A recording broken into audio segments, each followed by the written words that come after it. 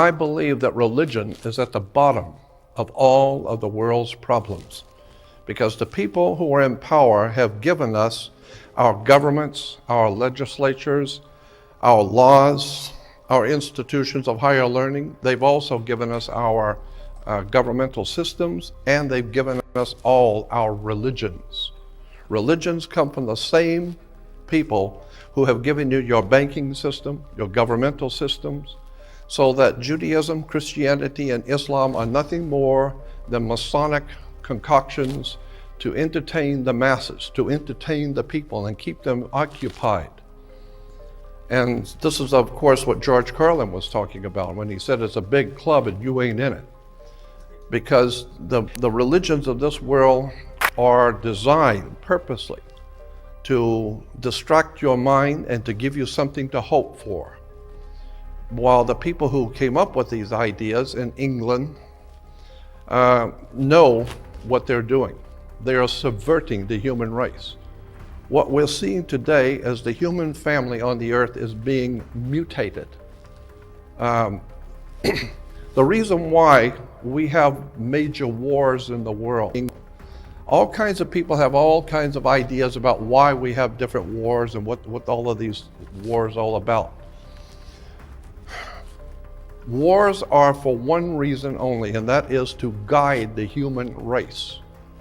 To guide the human race into a particular realm of thinking.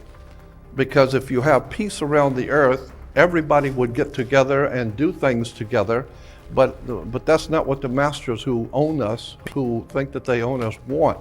So they create wars, which then feeds violence, it feeds pornography, it feeds all kinds of debasement in the human being, and therefore they're dropping down and mutating the human family and rebuilding us through video games and through television, propaganda, etc. So it's a very, very serious thing which is now facing the earth. And most of the people in the world today have no idea in the world what's going on and how this stuff really works. I was fascinated to learn how government works. One of the nice things about my life is that I've been able to meet a lot of very interesting people. And when I discovered how government really works, I was amazed at how commerce, government, religion, all work together, and everything is well planned out. And so until and unless the people of America and the people of the world awaken to how this stuff really works, we are a doomed species. Because we're being fed propaganda and lies and mistruths, and it's very frightening because I know where we're being led. So I wanted to talk tonight about religion and government. And Moses was the great lawgiver, we're told. When you find out that, and it won't take very long if you start doing some research on your own, you'll find out that Christianity and Judaism and Islam, the three of those three religions are referred to as the people of the book, because all three rely on a book for their religious teachings. The Quran, the Bible, and the New Testament. I believe the New Testament is a metaphor, and I'm going to give some lectures on that later. But Judaism today is actually Hinduism. It's connected through the ancient Hindus, many of their teachings called Brahmanism. And you put an A in front of Brahma, it becomes Abrahma or Abraham. And so this whole religious thing about Abraham, Isaac, and Jacob, all of this stuff is Hinduism. And when you find out how the old ancient Phoenician Canaanites were the bankers, the politicians in the Middle East, they picked up on the old Hindu stuff and a lot of the teachings coming out of Egypt and fashioned a new religion called Judaism. And out of Judaism comes Christianity. So much of Christianity and Judaism is based on the Old Testament and Moses in particular. Moses and Abraham were two very big names in the old Jewish tradition. And so when you begin to look at the history of the scriptures and the history of the Old and New Testament, you will begin to see for the first time that the stories in the Old Testament have been misrepresented.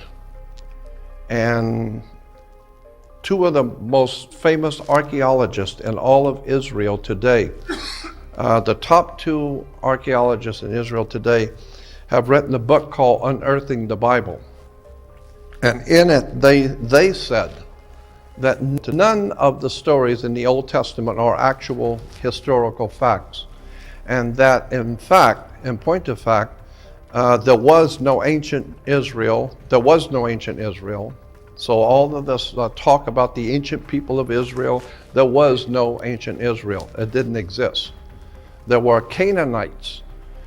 And in the Bible, we hear about the Canaanites, but the Canaanites were the people that we today call the Hebrew people.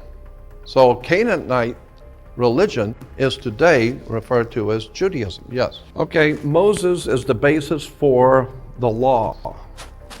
And in America, that's what we are, we've been told so often that America is a land of laws. We are a nation ruled by law. Well, in point of fact, that's not true. America is not a nation of laws. America is probably the most lawless nation on the earth.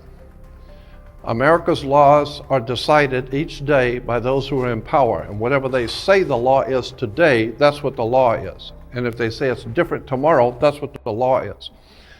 So there is no law in America. America is a lawless nation, and we are heading into a lawless time in the world where only violence and revolution and bloodshed is going to settle anything, because there are no laws. But I think it's interesting for both Jews, Christians, and Islam to realize something about Moses and the law. So he's the lawgiver. And we're told that he was given the law from God. He comes down from the mountain. Incidentally, Moses throws the law down and breaks it, so he was the first lawbreaker. And the 10 Commandments that we supposedly were on those tablets, the 10 Commandments were copied from something in Egypt called the 12 Negative Confessions. Called 12 Negative Confessions. You can look it up in any encyclopedia on Egyptology, on Egypt, and you will see that the 12 Negative Confessions were transposed and became known as the 10 Commandments. So the very 10 Commandments were Egyptian.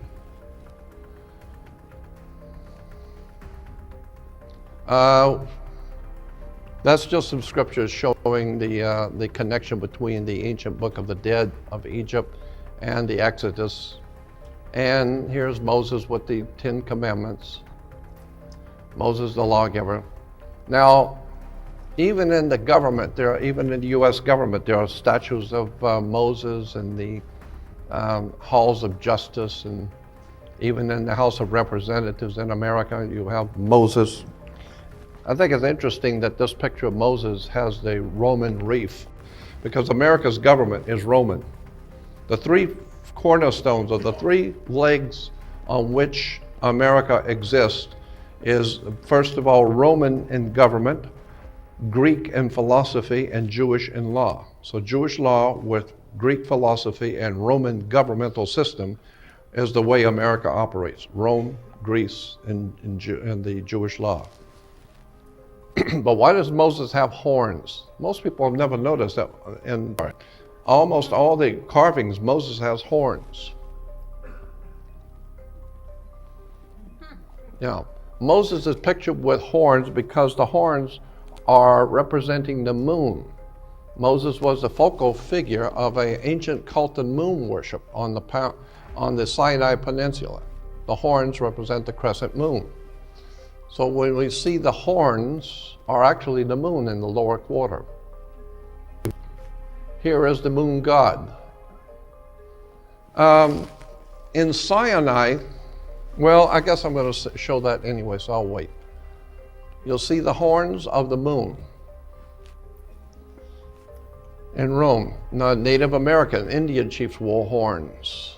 The Vikings, Native Americans and the Vikings wore horns. because the Native Americans always counted their days from sundown to sundown. So they, you would hear the American Indians talk about many moons have passed. They didn't keep track of the day by the sun because that was Christian, sun worship. So the Native Americans, like the Vikings, were moon worshipers. So they counted their day from sundown to sundown, just as the Jews do today, from sundown to sundown, because that's when the moon comes out. So the horns were the horns of the lunar horns of the moon. And a lot of the old coins and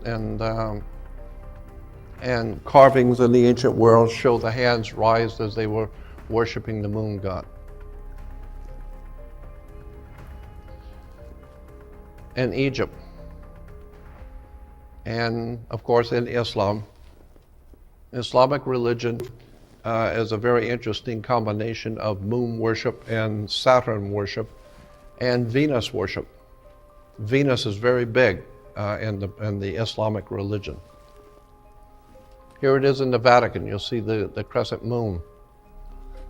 So the moon cult.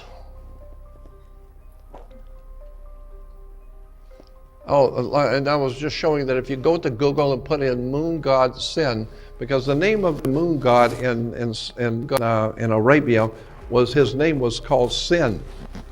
And so if you look up the word Sin or Allah, it will tell you that Allah in Islam is actually the moon god Sin, S-I-N. And Ai in the ancient language was a mountain. So Sin Ai is the god of the moon god, comes up over the mountain. So put it together, it becomes Sinai, Sin Ai. Even in the Catholic Church, they have the crescent moon. Now, the moon god, as I said, was named Sin. And it shows here that this is just from an encyclopedia. Sin, the moon god, was chiefly venerated in pre-Christian civilization in southern Arabia.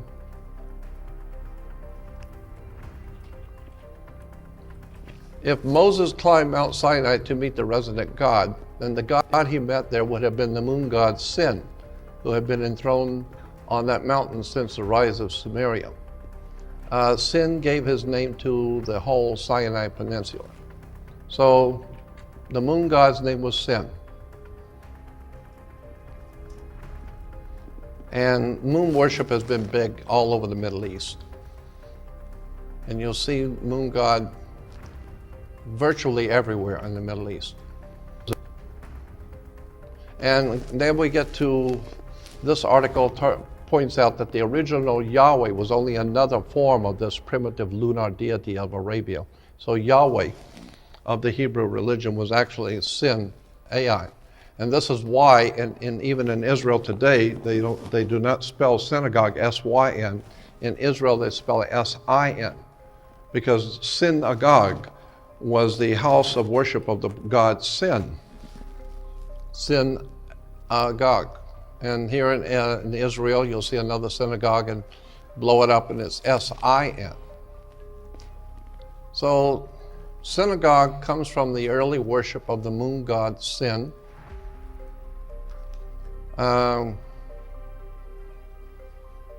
Just showing how, in Jewish literature everywhere, it talks about the moon, many moons, the Jewish cycle of the moon. And so the point I'm making here is it's very important to realize that Moses represented a moon cult. And this is just the first part of, and you'll see here on the Sinai Peninsula, Mount Sinai, and it's across from Egypt, and that's where the great mountain range was in the middle of Sinai. And at night, when the moon would come up in the east, there was a mountain range there, and the moon god's name was Sin, and the mountain was Ai. Put it together, it becomes Mount Sinai. It was called the Mountain of Moses, or the Wilderness of Sin. So Sinai was the worship of, and I'm just showing, if you go to Google, they've got Moses and moon worship. Got thousands and thousands of articles about this subject. So it's up to anybody just to do your own research. Now, Moses was also connected to a volcano cult also. So you got the moon, and now you have volcanoes. Volcano worship was very big in the ancient world. It says volcanoes, like any other impressive or fearful aspect of nature, volcanoes have been the object of worship for human beings from the earliest Stone Age. And yet, original Yahweh seems to have begun as a volcano god also. Mount Sinai, where Moses encountered him, was the seat of the Midianite god who had formerly dwelt in a volcano. So this is why in all the drawings and pictures in the Jewish religion, you will always see Moses encountering Yahweh at the volcano. Because the ancient Canaanites, Phoenicians and Canaanites, the people of the Middle East, also worshiped the god of the volcano. Even books put out on the subject of Mount Sinai show it in burning in flames, mountain of fire. As you turn, it keeps coming in and out. I don't know if that'll help. Let's see. We'll try it. Anyway, and so here we have Moses. Now, these pictures are taken from Jewish publications for children in the synagogue. You'll see Moses here. Does that look like a volcano to you? Yeah. Here's another one, Mount Sinai. Jehovah performs signs for the Israelites. That looks like a volcano. There's the children of Israel. That's another thing that's always interested me. How in Israel we have the children of Israel, but you have kids, which are baby goats. Here's another picture of the volcano with the Israelites.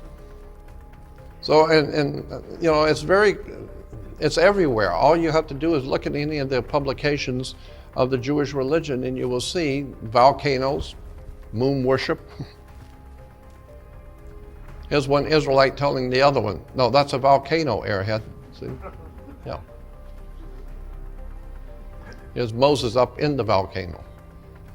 Here it says, one day the mountain rumbled and it spewed out fire and smoke. The mountain was engulfed in dense cloud. God called out of the cloud. There's the Israelites running from Mount Sinai. Looks like a volcano.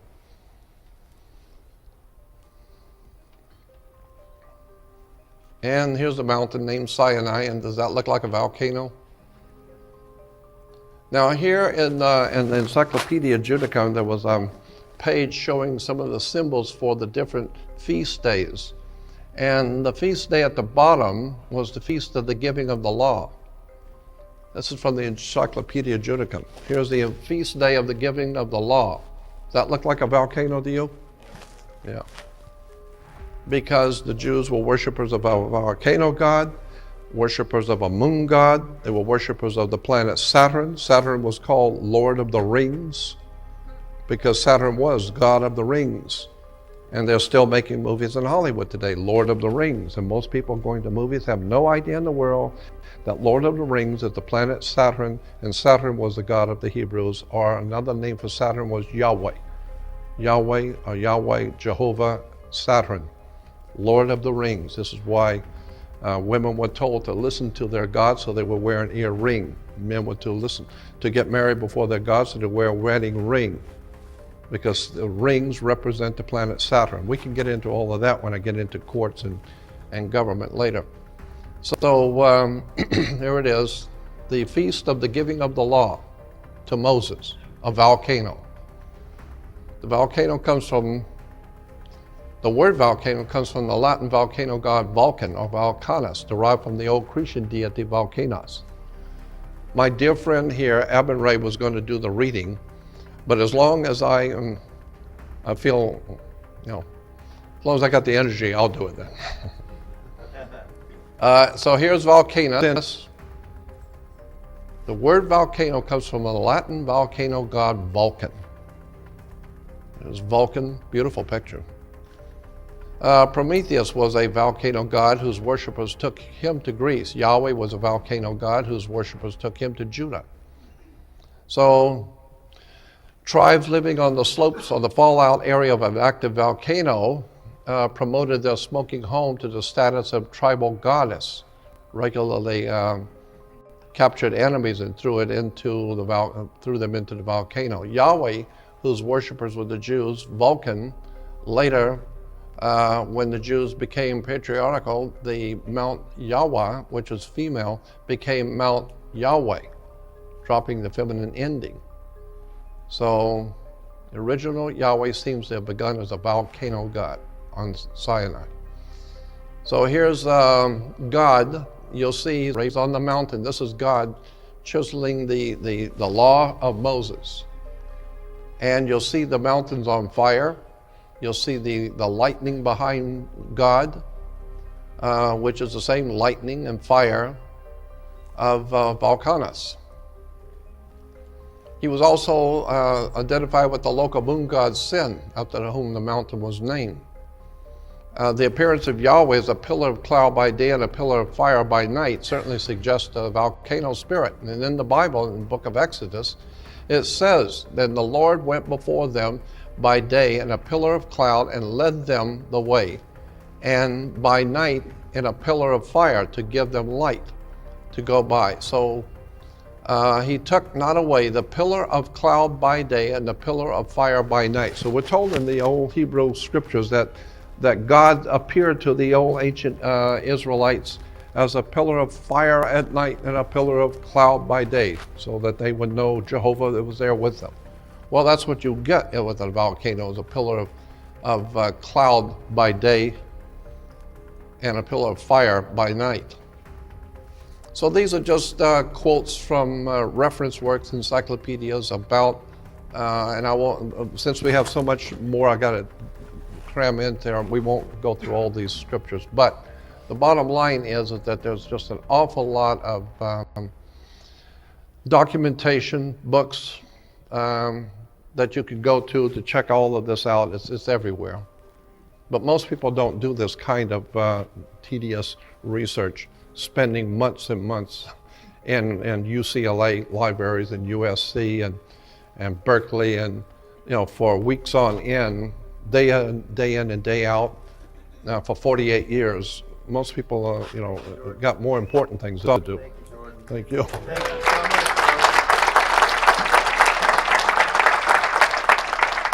So, yeah, I would spend days and days and days, sometimes weeks on end, just on one subject at UCLA.